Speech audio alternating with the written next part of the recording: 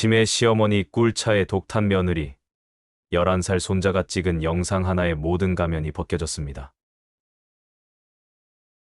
정신을 차렸을 때 저는 늘 그렇듯 제 방 침대 위에 누워 있었습니다. 머릿속이 짙은 안개에 잠긴 것처럼 무겁고 온몸의 마디마디가 삐걱거리는 아침이었죠. 코끝에는 며느리가 늘 제 방에 놓아두는 한약재 냄새와 어젯밤 마신 달콤한 꿀차의 잔향이 희미하게 맴돌았습니다. 제 머리맡에는 며느리 서연이가 그림자처럼 서서 저를 가만히 내려다보고 있었습니다. 어머니 일어나셨어요? 어젯밤엔 푹 주무셨나 봐요. 제가 몇 번이나 들여다봤는데 아주 깊이 잠드셨더라고요. 서연이는 늘 상냥하게 웃으며 말했지만 저는 그 웃음 너머에서 차가운 유리 조각 같은 것을 느끼곤 했습니다. 며느리는 제 손목을 부드럽게 잡아 일으키며 창가로 저를 이끌었습니다. 아침 햇살이 눈부시게 쏟아져 들어왔지만 제 마음은 여전히 어두컴컴한 동굴 속 같았습니다.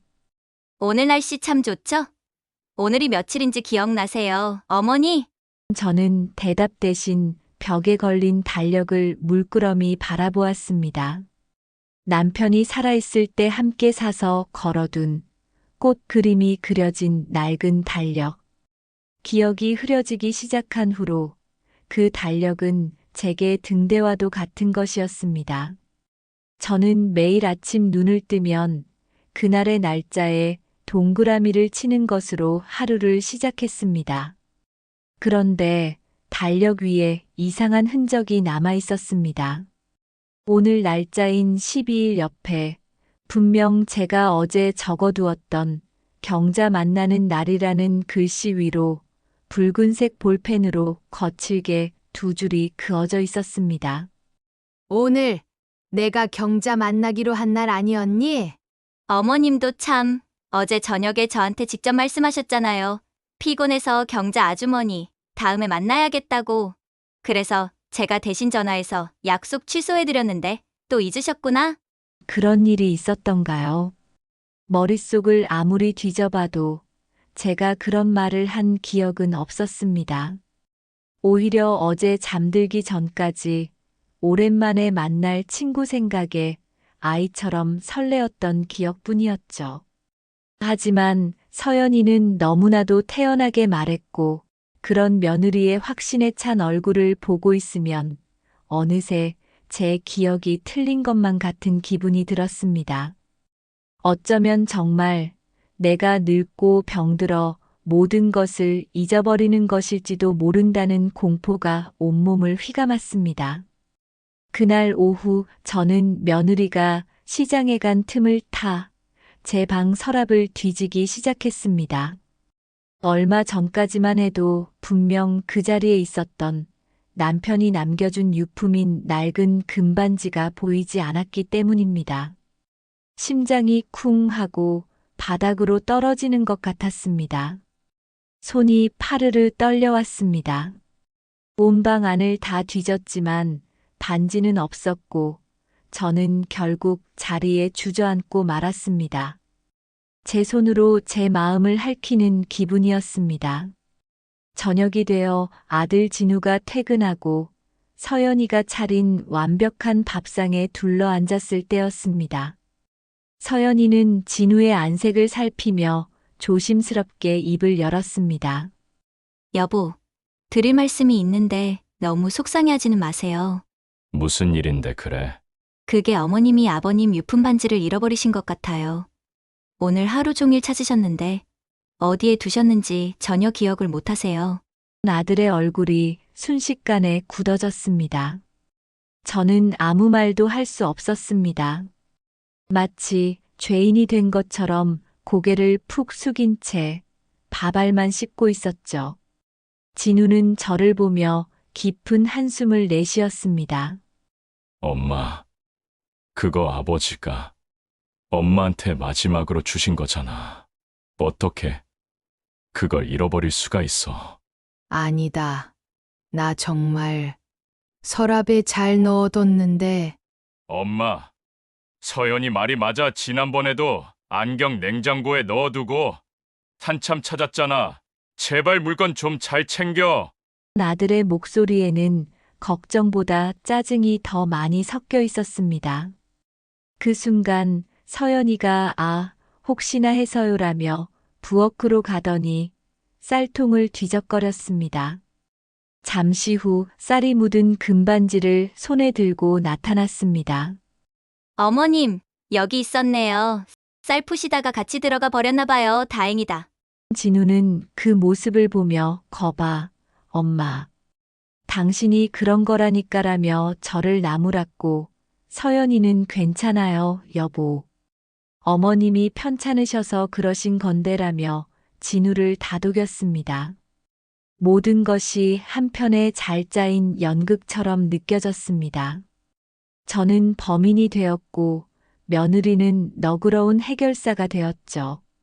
아들은 그런 아내를 대견하다는 듯 바라보았습니다.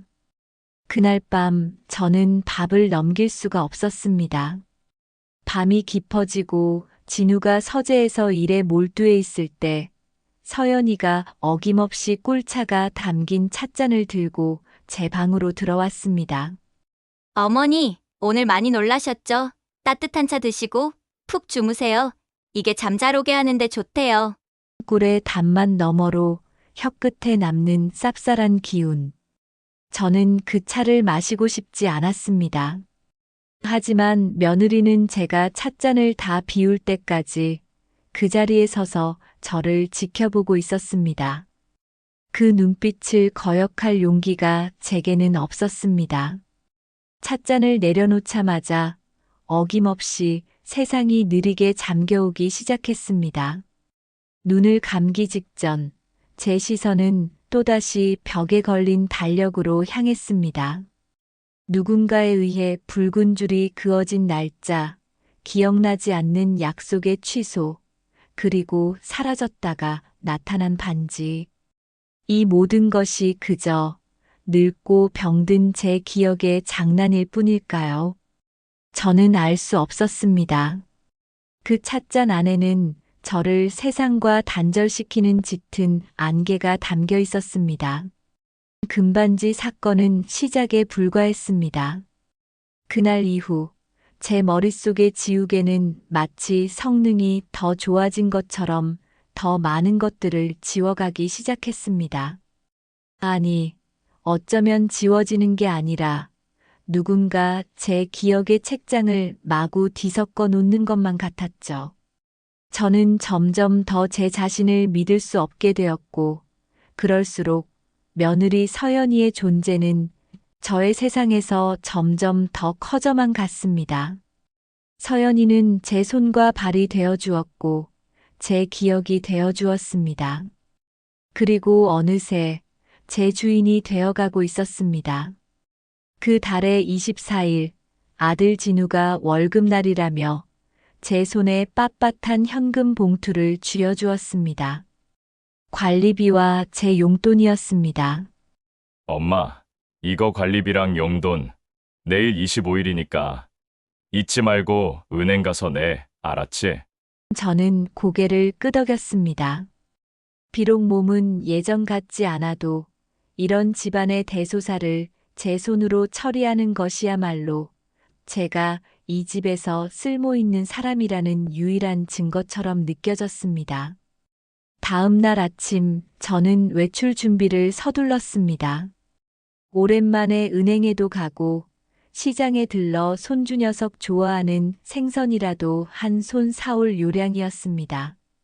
제가 현관으로 나서려던 그때 부엌에서 나온 서연이가 제 옷차림을 보고는 화사하게 웃으며 다가왔습니다. 어머님, 날도 더운데 어디 가시게요? 응, 관리비 내러 은행 좀 다녀오려고. 아이고, 어머님, 뭘 그런 걸 직접 가세요. 제가 장 보러 나가는 길에 낼게요. 어머님은 다리도 안 좋으신데 이리 주세요. 며느리는 제 손에 들린 관리비 고지서와 돈 봉투를 자연스럽게 받아들려 했습니다. 순간 저는 망설였습니다. 이것마저 며느리의 손에 넘기면 저는 정말 이 집에서 숨만 쉬고 앉아 있는 이녀, 인간이 되는 것만 같았습니다. 괜찮다. 나도 바람 좀 쐬고 싶고, 이 정도는 내가 해야지. 어머님, 제가 못 믿어오세요? 어머님 힘드실까봐 그러는 건데, 그럼 알았어요. 대신 힘드시면 안 되니까 빨리 다녀오셔야 해요. 서연이는 한 발 물러서는 듯 했지만 그 눈빛에는 스산한 기운이 스쳤습니다. 저는 애써 그 눈빛을 외면하며 현관문을 나섰습니다. 하지만 아파트 엘리베이터 앞에 서자마자 갑자기 무릎이 시큰거리며 어지럼증이 몰려왔습니다. 결국 저는 몇 걸음 떼지 못하고 집으로 되돌아와야만 했습니다. 거실 소파에 주저앉아 가쁜 숨을 몰아쉬자 서연이가 기다렸다는 듯이 다가왔습니다. 거보세요. 어머님 무리하시지 말라니까요. 고지서랑 돈 이리 주세요. 제가 금방 내고 올게요. 저는 더 이상 고집을 부릴 수가 없었습니다. 결국 며느리의 손에 고지서와 돈 봉투를 넘겨주었습니다. 서연이는 걱정 마시고 푹 쉬고 계세요라는 상냥한 말을 남기고 집을 나섰습니다. 저는 소파에 기댄 채 제 자신이 한없이 초라하고 무력하게 느껴져 긴 한숨을 내쉬었습니다. 그리고 며칠이 흘렀습니다. 그날 오후 서연이가 우편물을 정리하다 말고 갑자기 큰 소리로 저를 불렀습니다. 그녀의 손에는 붉은색 글씨가 선명한 고지서 한 장이 들려 있었습니다. 어머님, 이거 어떡하죠? 관리비 내는 걸 깜빡하셨나 봐요. 연체료 고지서가 날아왔어요.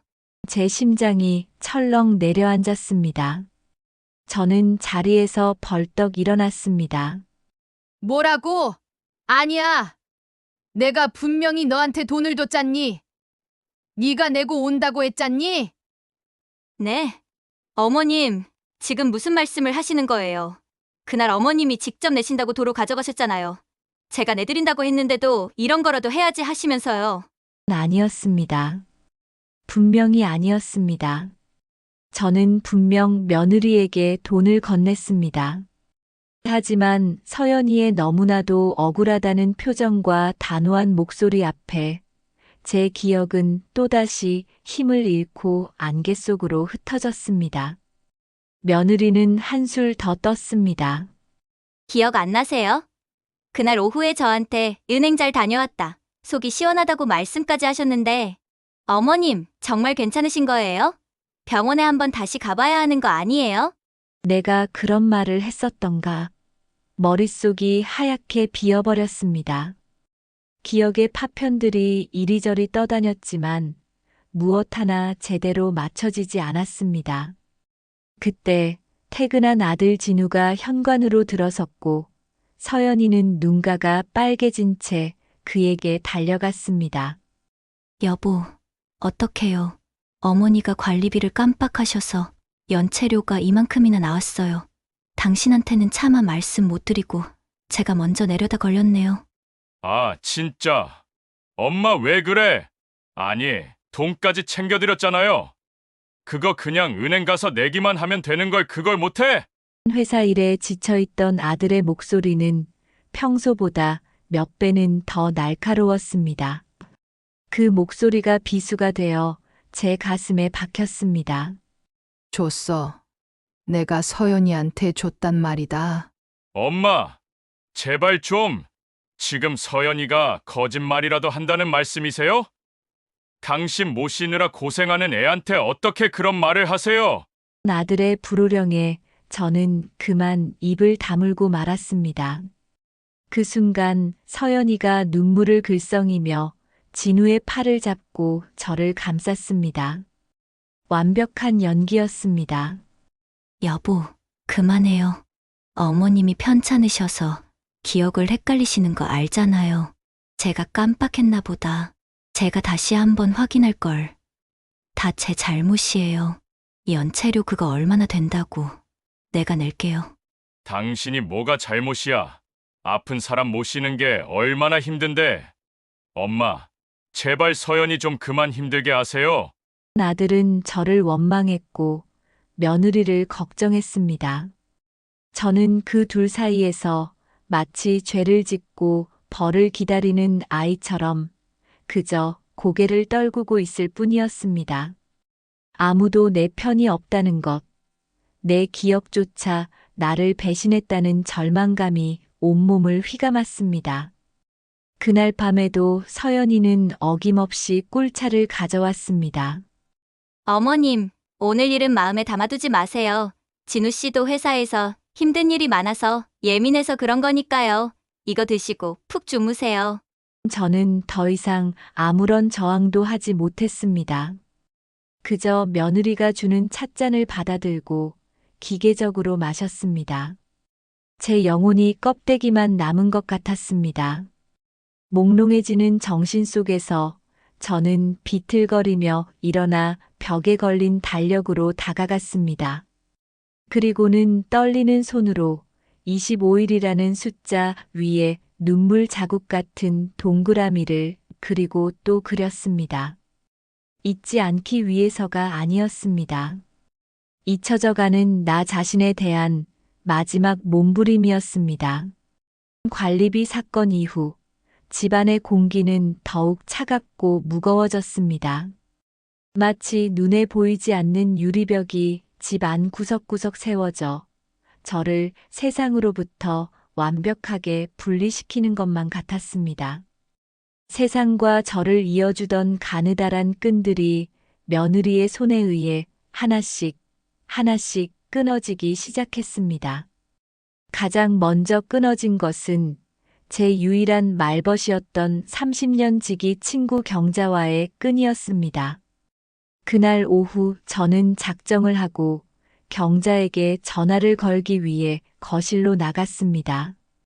며칠 전부터 마음이 답답하여 친구 목소리라도 들으면 좀 나을까 싶었습니다. 제가 수화기를 들자마자 소파에서 잡지를 보던 며느리 서연이가 즉시 고개를 들었습니다. 어머님, 누구한테 전화하시게요? 응. 경자한테 요새 통 연락이 없어서 잘 지내나 궁금해서 그런다. 아이고, 어머님, 경자 아주머니, 지금 여행 가셨어요. 지난주에 저한테 전화 왔었는데 따님이랑 제주도 한 달 살기 하러 가셨다고요. 어머님한테 연락하면 신경 쓰실까봐 저한테만 살짝 알려주셨어요. 그랬던가요? 머릿속이 또다시 하얘졌습니다. 하지만 친구가 여행을 갔다는 말에 서운하면서도 한편으론 다행이다 싶었습니다. 그렇게 며칠이 더 흘렀습니다. 무료한 오후 거실에서 깜빡 졸고 있는데 요란하게 전화벨이 울렸습니다. 제가 받으려 손을 뻗기도 전에 부엌에서 물을 마시던 서연이가 재빨리 전화를 가로채 스피커폰으로 받았습니다. 수화기 너머로 너무나도 익숙한 경자의 목소리가 들려왔습니다. 여행을 갔다던 그 친구의 목소리가 말입니다. 여보세요? 서연이니? 나 경자다. 정수기 좀 바꿔주겠니? 요새 통 연락이 안 돼서 걱정돼서 전화했어. 저는 눈을 동그랗게 뜨고 며느리를 쳐다보았습니다.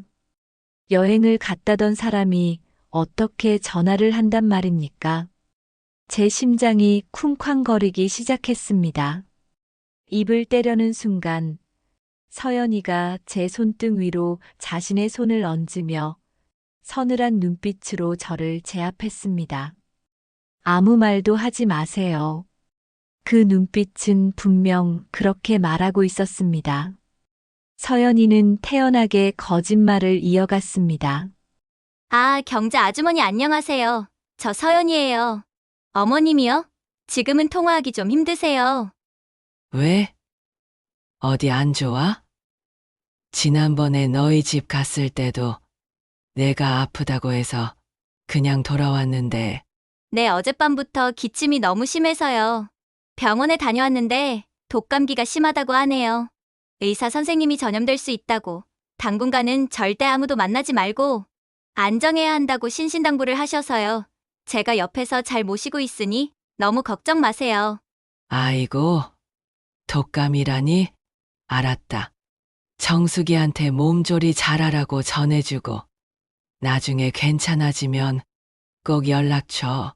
전화가 끊기고 저는 망연자실한 채 며느리를 바라보았습니다. 온몸이 부들부들 떨렸습니다.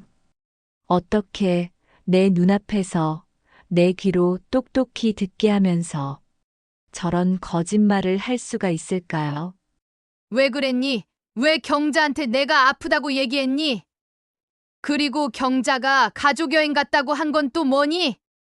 다 어머님을 위해서죠. 어머님, 요즘 부쩍 깜빡하시잖아요. 친구분 만나러 나가셨다가 길이라도 잃으시면 어떡해요?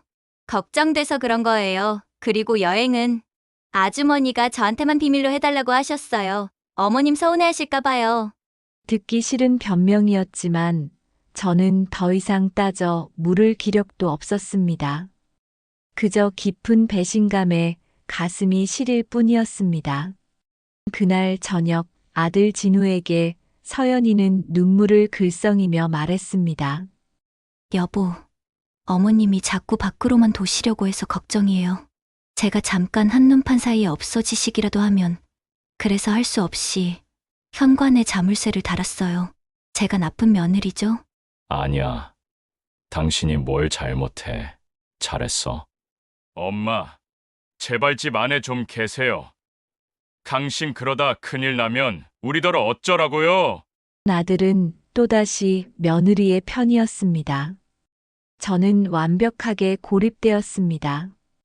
이대로는 안 됐습니다. 이대로 기억을 잃고 사람을 잃고 나 자신마저 잃어버릴 수는 없었습니다.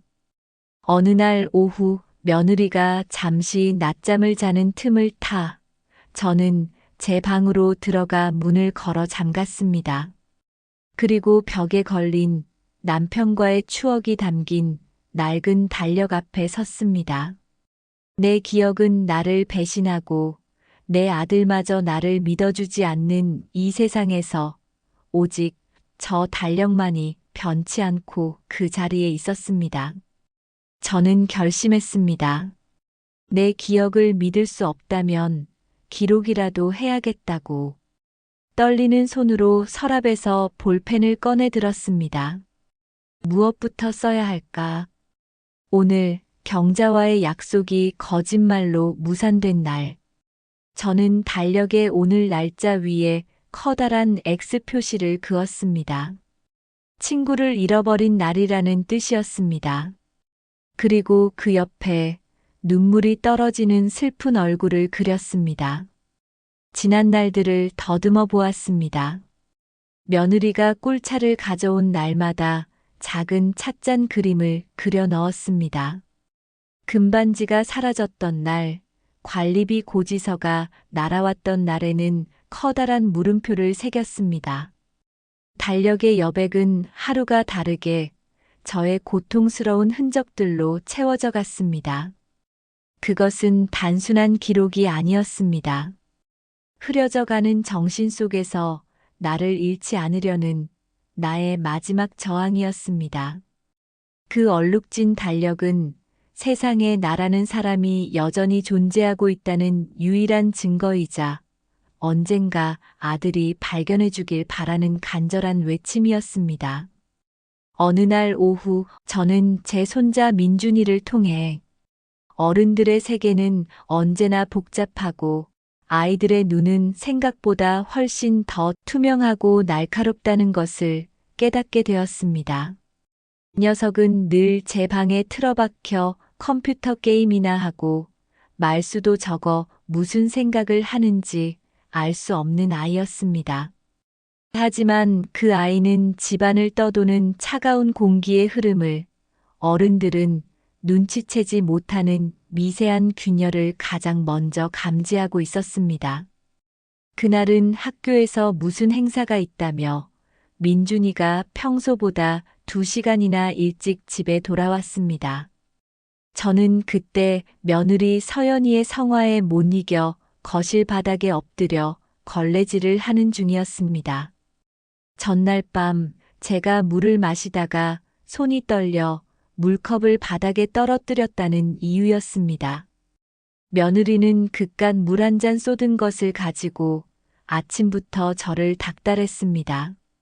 허리 더 숙이세요. 소파 밑에 먼지 그대로 있잖아요. 눈이 안 보이시면 손으로라도 더듬어서 닦으셔야죠. 70평생 살림하셨다는 분이 벌레질 하나 제대로 못하세요?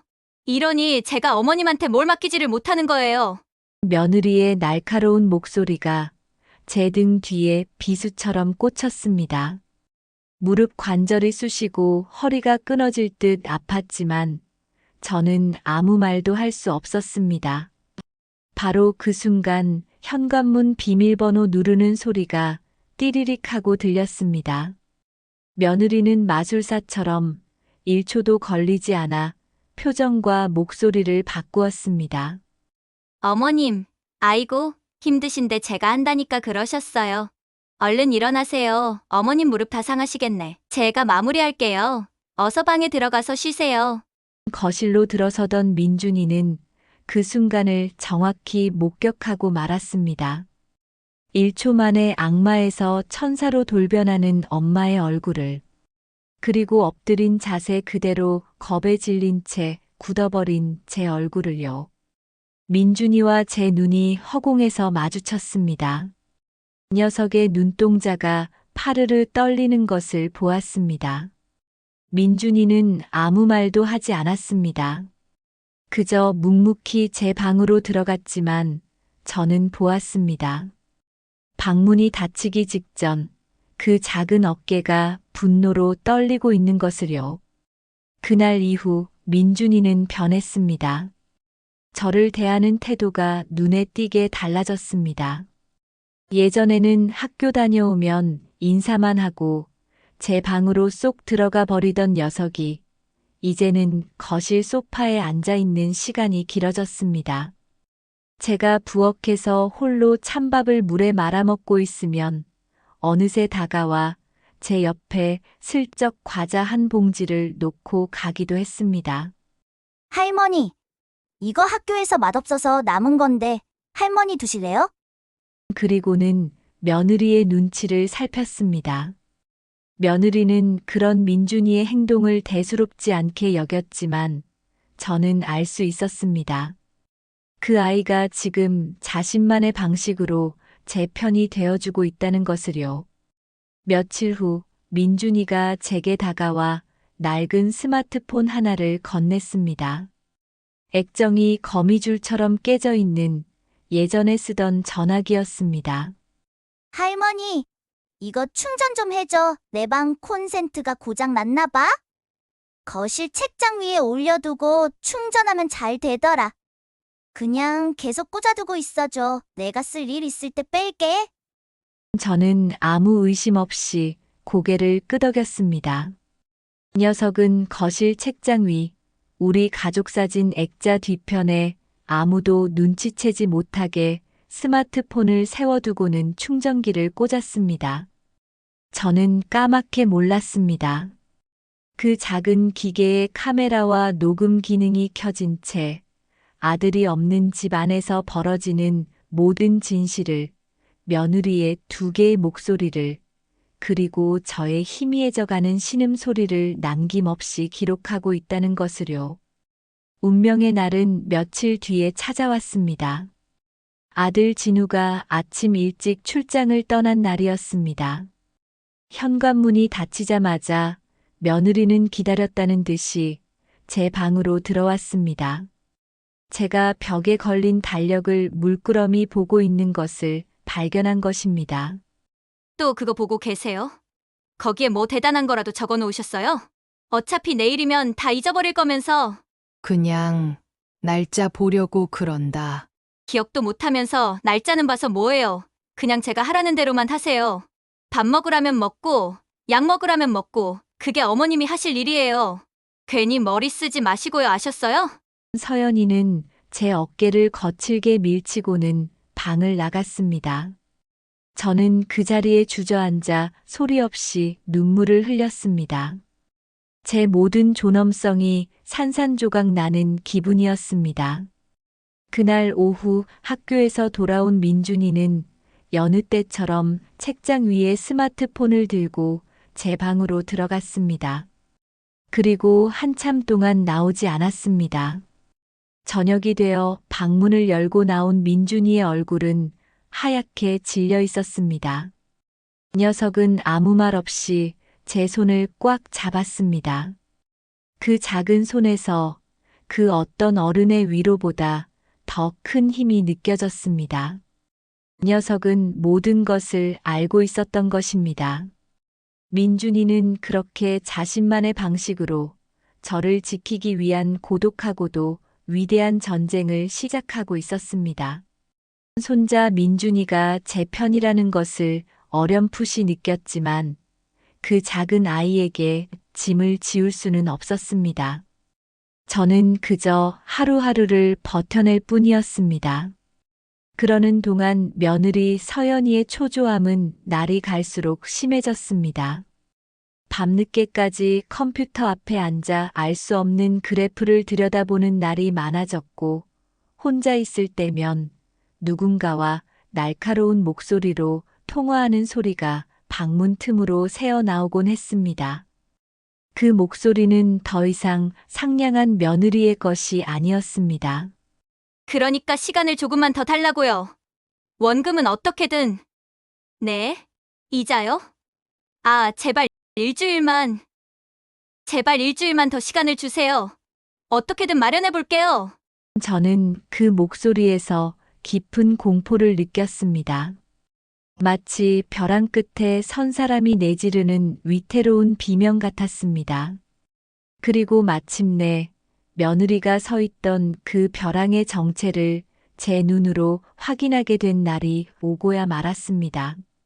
그날 오후 아들 진우는 회식으로 늦는다고 했고, 손자 민준이는 친구 집에 놀러 가고 없었습니다. 집에는 저와 며느리 단둘만이 남아 있었죠. 정막을 깨고 현관문을 누군가 거칠게 두드렸습니다. 마치 문을 부술 듯한 소리였습니다. 소파에서 졸고 있던 저는 깜짝 놀라 일어났고, 방에 있던 며느리는 사색이 되어 뛰쳐나왔습니다. 어머님, 방에 들어가 계세요. 아무 소리도 내지 마시고요. 저는 두려운 마음에 인터폰 화면을 켰습니다. 화면에는 인상이 험악하고 팔에 문신을 한 남자 2명이 서서 집을 노려보고 있었습니다. 최서현 씨, 안에 있는 거 다 알아? 문 안 열어? 우리가 당신 신상 다 털었어. 남편 김진우, IT 회사 팀장. 아들 김민준, 대신 초등학교 4학년 맞지? 아들과 손자의 이름이 그 험악한 입에서 흘러나오는 순간 제 심장이 멎는 것 같았습니다. 며느리는 소파 뒤에 주저앉아 입을 막고 부들부들 떨고 있었습니다. 좋게 말할 때 갚아. 이자까지 5천이야. 이번 주까지 해결 못하면 당신 남편 회사 찾아가서 다 엎어버리고 아들 학교 앞에서 기다릴 줄 알아. 마지막 경고야. 사채. 텔레비전 드라마에서나 보던 그 끔찍한 단어가 제 현실이 되었습니다. 남자들이 욕설을 퍼붓다가 돌아가고 며느리는 그 자리에 쓰러져 한참을 흐느꼈습니다. 저는 다리가 풀려 방으로 돌아와 이불을 뒤집어 쓰고 공포에 떨어야 했습니다. 아들과 손자에게 무슨 일이 생길지도 모른다는 생각에 숨조차 제대로 쉴 수 없었습니다. 그날 밤 며느리는 제게 꿀차를 타주지 않았습니다. 대신 자신의 방에서 밤새도록 술을 마시는 듯 했습니다. 다음 날 아침 집안은 쥐 죽은 듯 조용했습니다. 걱정이 된 저는 며느리의 방문을 조심스럽게 열어보았습니다. 며느리는 침대에 쓰러져 정신없이 잠들어 있었고, 방 안은 온통 술 냄새와 절망의 기운으로 가득했습니다. 그리고 컴퓨터 책상 위에는 그녀가 미처 치우지 못한 서류들이 어지럽게 널려 있었습니다. 무언가에 이끌린 듯 저는 그 책상 앞으로 다가갔습니다. 가장 위에 놓인 것은 너덜너덜해진 은행 거래 내역서였습니다. 마이너스라고 찍힌 잔고와 함께 주식 투자 손실이라는 글자가 보였습니다. 그 옆에는 컴퓨터 화면을 찍은 듯한 사진들이 흩어져 있었습니다. 알 수 없는 영어로 된 코인이라는 것들이었고 그 가치는 거의 0에 가까워 보였습니다. 그리고 그 아래 제 심장을 얼어붙게 만든 것이 있었습니다. 새빨간 글씨로 최종 경고장이라고 찍힌 대부업체의 독촉장들이 수북이 쌓여 있었습니다. 빚은 눈덩이처럼 불어나 제 상상을 초월하는 액수가 되어 있었습니다. 아, 그래서 그 무서운 자들이 찾아왔던 것이구나. 그런데 저를 정말 숨막히게 한 것은 그 서류 덤이 가장 밑에 깔려있던 빳빳한 종이 한 장이었습니다. 10억 원짜리 생명보험 증권. 제 눈이 글자들을 따라갔습니다. 피보험자 이정숙. 제 이름이었습니다. 그리고 그 아래 법적 수익자 최서현. 며느리의 이름이 선명하게 찍혀 있었습니다. 가입 일자는 불과 석 달 전. 며느리의 태도가 급격히 차가워지고 제 기억이 안개 속을 헤매기 시작했던 바로 그 무렵이었습니다. 그제야 모든 조각들이 맞춰졌습니다. 매일 밤 저를 깊은 잠으로 빠뜨렸던 그 달콤 쌉쌀한 꿀차. 어느 날 갑자기 사라졌다가 엉뚱한 곳에서 나타났던 금반지. 거짓말로 차단당했던 경자와의 연락. 그리고 제 손으로 직접 기록했던 그 얼룩진 달력의 암호들. 이것은 단순한 학대나 구박이 아니었습니다. 처음부터 모든 것이 계획된 돈의 눈이 먼 며느리의 차가운 살이었습니다. 온몸의 피가 차갑게 식는 것 같았습니다. 저는 서류들을 든 채 그 자리에 주저앉았습니다. 지금 저 침대에서 잠들어 있는 여자는 저를 어머니라 부르던 며느리가 아니었습니다. 제 목숨을 담보로 자신의 빚을 청산하려는 무서운 사냥꾼이었습니다. 저는 이제 아들과 손자를 지키기 위해서라도 살아남아야만 했습니다. 이 지옥 같은 집에서 어떻게든 버티고 살아남아 모든 것을 밝혀야만 했습니다. 그날 오후 제 손에 들린 보험 서류와 빚 독촉장은 더 이상 종이 쪼가리가 아니었습니다. 그것은 며느리의 검은 속내를 증명할 칼날이자 제 아들을 지킬 마지막 방패였습니다. 저는 제 방에 앉아 심장이 터질 듯한 불안감 속에서 아들 진우가 돌아오기만을 애타게 기다렸습니다. 손바닥은 축축하게 젖어왔고 서류 뭉치를 쥔 손은 파르르 떨려왔습니다. 진우가 오면 다 말해야 한다. 이번에는 절대로 속아서는 안 된다. 저는 주문처럼 그 말만 되뇌었습니다. 저녁 8시. 현관문 비밀번호 누르는 소리가 들렸고 저는 거의 반사적으로 자리에서 일어났습니다. 서류들을 가슴에 품고 저는 비틀거리는 걸음으로 거실로 나갔습니다. 피곤에 절은 얼굴로 들어서는 아들의 모습이 보이자 저도 모르게 눈물이 핑 돌았습니다. 엄마, 아직 안 주무셨어요? 저는 아들에게 다가가 그동안 제 목구멍을 꽉 막고 있던 말들을 쏟아내려 했습니다. 하지만 오랜 약물과 극심한 충격으로 제 혀는 굳어 있었고 말은 의지와 상관없이 뒤죽박죽 튀어나왔습니다. 진우야, 내 아들 엄마 말 좀 들어봐라. 저 애가 서현이가 돈 때문에 보험 나를. 바로 그때였습니다. 부엌에서 과일을 깎던 서연이가 칼을 내려놓고 태연한 얼굴로 다가왔습니다. 그녀는 제가 서류를 들고 있는 것을 보고도 전혀 놀라지 않았습니다. 오히려 모든 것을 예상했다는 듯 슬픈 미소를 지으며 제 어깨를 감쌌습니다. 어머님, 또 그러시네. 여보, 미안해요. 오늘 병원에 전화해서 상담했는데 의사 선생님이 치매 증상이 심해지면 피해망상이나 도벽 증세가 올 수도 있다고 하시더라고요. 피해망상. 네, 요즘 부쩍 저를 의심하세요. 제가 어머님 앞으로 들어놓은 보험을 보고 오해하셨나 봐요. 자꾸 제가 당신을 해치려 한다고. 저는 경악했습니다. 저 여자는 제 머릿속에 들어왔다 나간 사람처럼 제 행동과 생각을 완벽하게 꿰뚫고 있었습니다. 저는 미친 사람처럼 고개를 저으며 아들의 팔을 붙잡았습니다. 아니다. 진우야, 저 서류들 좀 봐라. 빚사채 저 애가 엄마, 제발 좀 그만하세요. 서연이가 당신 때문에 얼마나 고생인데 왜 자꾸 착한 사람을 나쁜 사람으로 만들려고 하세요? 아들은 제 손에 들린 서류들을 거칠게 빼앗았습니다. 하지만 그는 서류를 제대로 읽어보지도 않았습니다.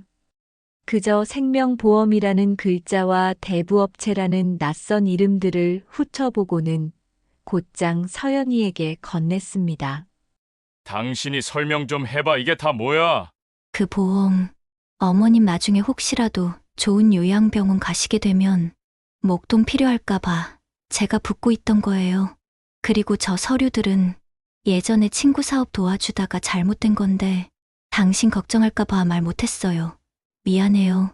제 마지막 희망이 그렇게 아들의 손에서 며느리의 손으로 넘어가 버렸습니다. 며느리의 눈물과 완벽한 거짓말 앞에 제 진실은 힘없이 찢겨나갔습니다. 저는 절망감에 그 자리에 주저앉아 울부짖었습니다. 아니다. 거짓말이다. 저 애 말 믿지 마라. 시끄러워요. 좀 대체 언제까지 이러실 거예요? 아들은 제 앞에서 소리를 질렀습니다. 그리고는 지끈거리는 머리를 감싸 쥐고 자기 방으로 들어가 문을 쾅 닫아버렸습니다. 거실에는 저와 서현 단둘만 남았습니다. 서연이는 조금 전까지 흘리던 눈물을 씻은 듯이 닦아내고는 차가운 눈으로 저를 내려다보았습니다. 그리고 그날 밤 서연이가 들고 온 꿀차는 유난히 양이 많았고 쓴맛이 혀를 마비시킬 듯 강했습니다. 어머니, 오늘 많이 흥분하셨어요. 이거 드시고 푹 주무셔야 내일 병원 갈 힘이 나죠. 이게 무슨 짓이냐? 방금 진우 씨랑 이야기 끝냈어요. 아무래도 어머님, 더는 집에 계시면 안 될 것 같아요. 제가 아는 좋은 요양병원이 있거든요. 거기 가면 의사 선생님도 있고 친구분들도 많아서 외롭지 않으실 거예요. 요양병원. 그것은 제게 사형 선고나 다름없었습니다. 저는 고개를 저으며 찻잔을 밀어내려 했습니다.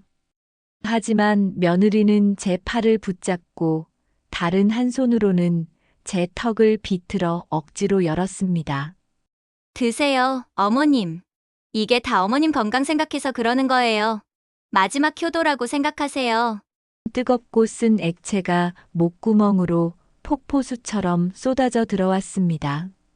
저는 컥컥거리며 발버둥 쳤지만 며느리의 힘을 당해낼 수는 없었습니다. 찻잔이 비워지고 저는 바닥으로 내동댕이 쳐졌습니다. 그 순간 저는 모든 것이 끝났다고 생각했습니다. 정신이 아득해져 오고 세상이 거꾸로 돌기 시작했습니다. 눈앞이 흐려지고 팔다리에 힘이 빠져나갔습니다. 쓰러지기 직전 저는 마지막 남은 힘을 다해 본능적으로 기어가기 시작했습니다. 제 방 벽에 걸린 제 인생의 마지막 증인이 될지도 모르는 그 낡은 달력을 향해서 손톱으로 바닥을 긁으며 저는 필사적으로 달력으로 손을 뻗었습니다. 서랍에서 볼펜을 꺼낼 힘조차 없었습니다. 저는 떨리는 손가락으로 립스틱이 묻어있던 제 입술을 문질렀습니다. 그리고 그 붉은 흔적을 손끝에 묻혀 그날의 날짜 밑에 떨리는 손으로 찻잔 그림 하나와 제 생의 마지막 흔적이 될지도 모를 글자 독 한자를 간신히 새겼습니다. 그 글자를 완성하는 순간 제 의식의 끈은 완전히 끊어지고 말았습니다. 제 의식은 깊고 어두운 우물 바닥으로 가라앉는 듯 했습니다. 아무 소리도 아무 빛도 없는 그곳에서 저는 남편의 얼굴을 보았습니다. 어서 오라고 손짓하는 것 같기도 했고, 여기서 멈추면 안 된다고 고개를 젓는 것 같기도 했습니다. 제가 그 우물 속에서 허우적대는 동안 밖에서는 제 아들의 세상이 무너져 내리는 소리가 울려 퍼지고 있었습니다. 제가 정신을 잃고 쓰러지자 집안은 발칵 뒤집혔습니다. 아들 진우는 제 몸이 축 늘어져 있는 것을 보고는 새파랗게 질려 당장 119를 부르려 했습니다. 하지만 며느리 서연이는 그런 아들을 끝까지 말렸습니다. 그녀의 침착함은 거의 비정상적일 정도였습니다. 여보, 진정해. 그냥 잠드신 거야. 오늘 너무 흥분하셔서 기력이 다하신 거야. 지금 구급차 부르면 동네 사람들 다 쳐다보고 어머님은 병원 가서 온갖 검사 받느라 더 힘드실 거야. 이게 그냥 잠든 사람 모습이야? 숨도 제대로 못 쉬시는 것 같단 말이야. 내가 잘 알아. 내가 매일 모셨잖아. 내일 아침에 바로 내가 병원 모시고 갈게. 내가 밤새 옆에서 지킬 테니 걱정 말고 당신은 좀 쉬어. 모든 것이 며느리의 계획대로 흘러가는 듯 했습니다. 아들은 아내의 침착한 설득에 이성을 잃고 흔들리고 있었습니다. 하지만 그녀가 계산하지 못한 단 한 사람이 있었습니다. 바로 문틈으로 이 모든 광경을 지켜보고 있던 제 손자 민준이었습니다. 할머니가 쓰러지기 직전 엄마와 아빠가 나누던 대화와 엄마의 서늘한 눈빛을 그 아이는 놓치지 않았습니다. 민준이는 결심했습니다. 더 이상은 안 된다고. 아빠가 또다시 엄마의 거짓말에 속아 넘어가게 둘 수는 없다고. 민준이는 조용히 자신의 방으로 들어가 책상 서랍 깊숙이 숨겨두었던 낡은 스마트폰을 꺼내 들었습니다. 그리고 잠 못 이루고 거실 소파에 앉아 머리를 감싸 쥐고 있는 아빠에게 다가갔습니다. 아빠, 민준아, 너는 방에 들어가 있어. 할머니 괜찮으실 거야. 아니, 아빠 할머니 안 괜찮아. 그리고 아빠, 할머니 방에 있는 달력. 한번 보셔야 할 것 같아요. 그리고 이것도요. 민준이는 진우의 손에 자신의 스마트폰을 쥐어주었습니다.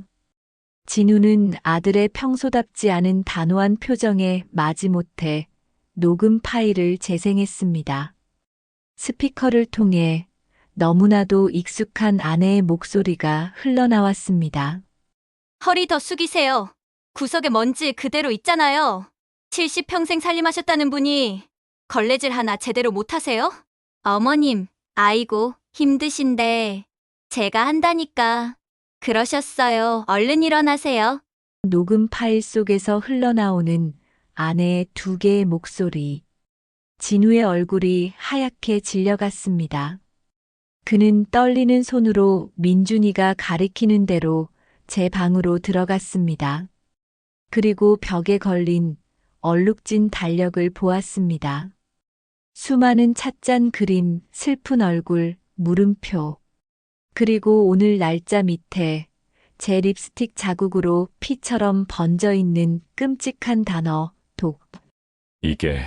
이게 다 뭐냐, 민준아. 엄마가 할머니한테 한 짓이에요. 아빠 없을 때마다 제가 다 보고 다 들었어요. 그 순간 방문이 열리고 서연이가 들어왔습니다. 아마 아들과 남편이 속닥거리는 소리를 들은 것이겠지요. 여보, 아직 안 자고 뭐해? 민준이 너는 왜?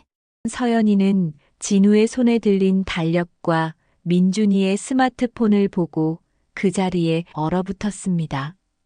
진우가 천천히 자리에서 일어나 서연에게 다가갔습니다. 그의 눈은 걷잡을 수 없는 분노와 배신감으로 이글거리고 있었습니다. 당신 대체 우리 엄마한테 무슨 짓을 한 거야? 말해! 이 독이라는 글자가 뭐냐고! 그게 무슨 소리야? 어머님이 치매 때문에 헛것을 보시고. 헛것.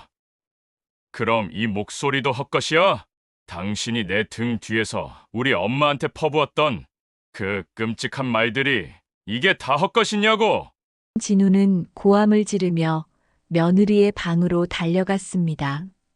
오늘 제가 아들에게 보여주려다 실패했던 그 서류들, 그 기억의 파편이 그의 머릿속에서 되살아난 것입니다.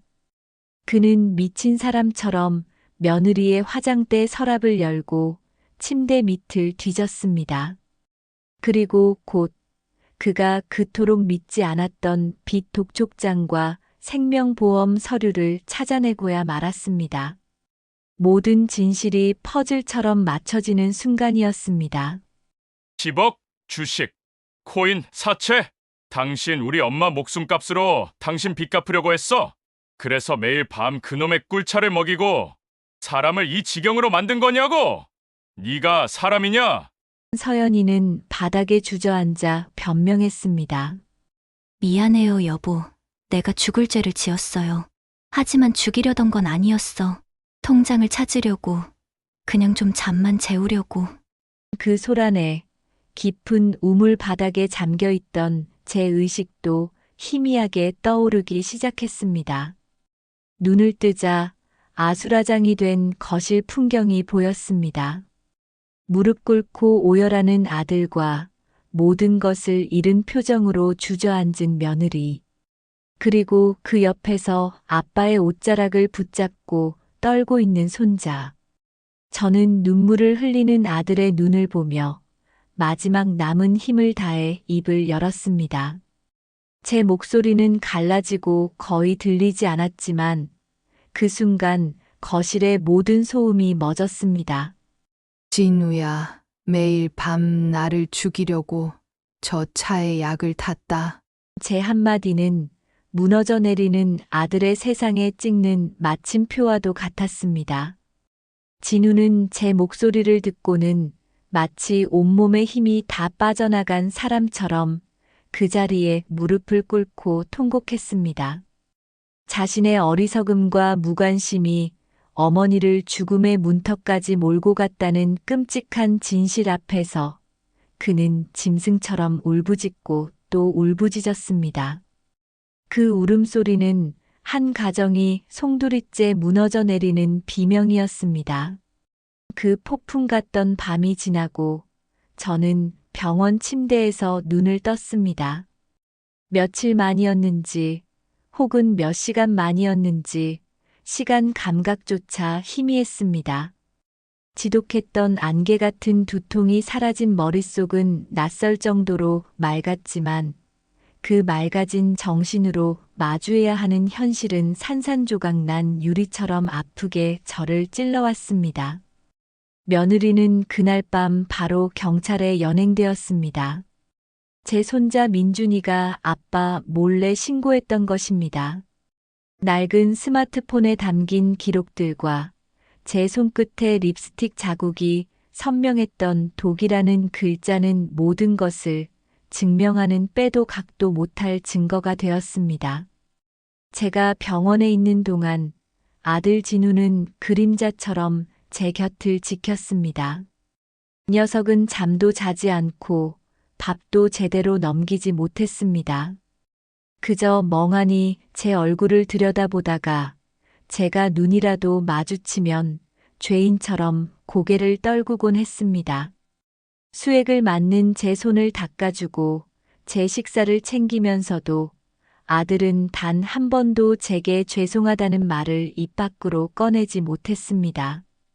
그 말의 무게가 너무나도 무겁다는 것을 녀석 스스로가 너무나도 잘 알고 있었기 때문이겠지요. 일주일 후 저는 집으로 돌아왔습니다.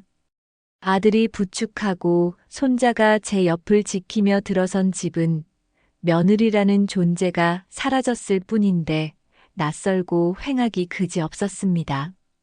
거실 소파에도 부엌 식탁에도 그 여자의 웃음과 목소리가 유령처럼 떠다니는 것만 같았습니다. 집에는 무거운 침묵과 죄책감만이 묵직하게 가라앉아 있었습니다.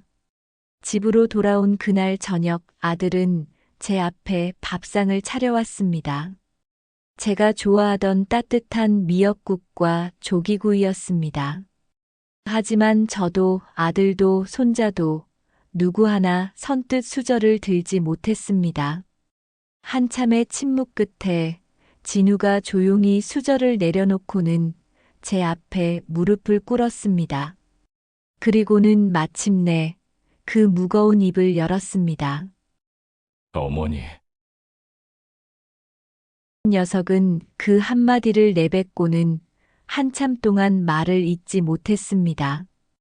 그저 바닥만 내려다보며 어깨를 들썩일 뿐이었습니다. 저는 아무 말 없이 그런 아들을 바라보았습니다. 제가 죄인입니다. 제가 다 잘못했습니다. 어머니가 제게 수없이 신호를 보내셨는데 저는 그걸 보지 못한 게 아닙니다. 애써 외면했습니다. 제 가정이 시끄러워지는 게 싫어서, 제 아내가 힘들어하는 게 보기 싫어서, 어머니의 고통을, 어머니의 신음을 알면서도 모른 척했습니다. 아들은 짐승처럼 울부짖으며 제 무릎에 얼굴을 묻었습니다. 제 바지가 아들의 뜨거운 눈물로 축축하게 젖어 들어갔습니다. 제가 어떻게 어머니께 용서를 빌겠습니까? 저는 그럴 자격조차 없는 놈입니다. 제 눈으로 보고도 못 본 척했고, 제 귀로 듣고도 안 들은 척했습니다.